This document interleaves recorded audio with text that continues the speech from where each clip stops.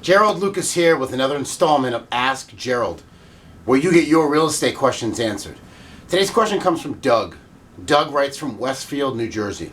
Doug writes, who do you think are the winners and losers from the recent class action realtor settlement that everyone is talking about now?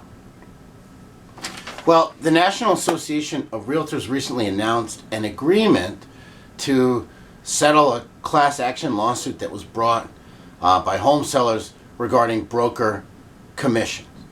But the only thing on the table right now is a proposal, and that proposal has not been finalized and probably won't be finalized until maybe the end of the year or maybe sometime next year. So it's impossible to know exactly how things are going to ultimately shake out. Most of the articles that I've read regarding the subject are inaccurate and misleading.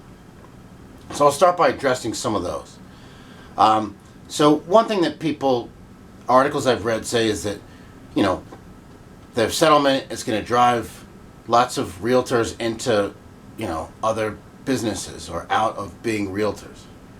And the truth is that half of all realtors don't do any transactions at all. So, whether those agents stay licensed or not is not really going to affect local real estate markets anyway.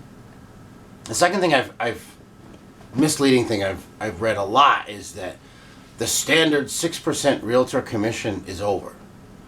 And that's misleading because realtors don't set commission percentages. Everything in a listing is negotiable.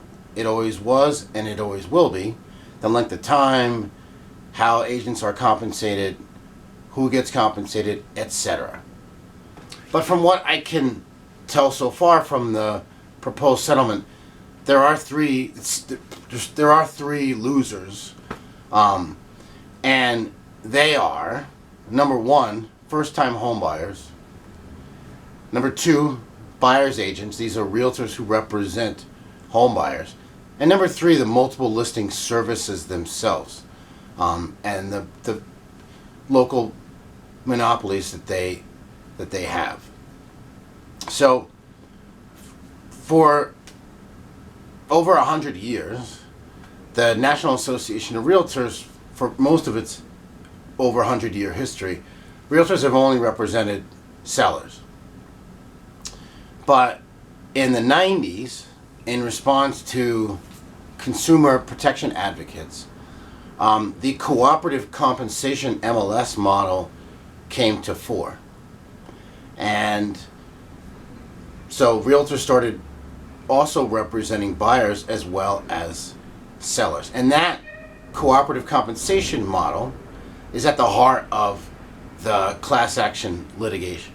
And the result appears to be the decoupling of realtor commissions, so that now both buyers and sellers will individually have to pay the realtors or agents that they work with, rather than having them both be paid by essentially the seller.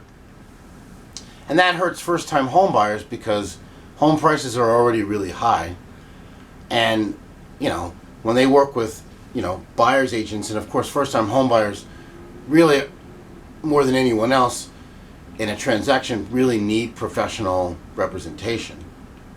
Now, in addition to paying really high prices for a home, they're also going to have to come up with thousands of more dollars to pay buyer brokers or buyers agents, as opposed to having that commission baked into the price of a home and being borne by the seller. So first-time home buyers definitely are losers in what appears to be what will happen. Buyers agents, for obvious reasons, are second losers, and the third, I think, are the multiple listing services themselves and the power that they have. I would say the winners appear to be perhaps real estate platforms like Zillow and Trulia. But, at the end of the day, what really matters is what happens in local real estate markets. Doesn't matter what I say or what anyone else says. And, when a homeowner sells a home, they don't have to use a realtor. They could sell it on their own. 30, 40 years ago, 80% of home sellers chose to use a realtor. Now it's 90%. So what happens in the market is really what matters, and I don't see that changing significantly regardless of what happens. But we'll see. So thanks for your question, Doug. For more real estate tips and information, visit my blog at geraldlucas.com.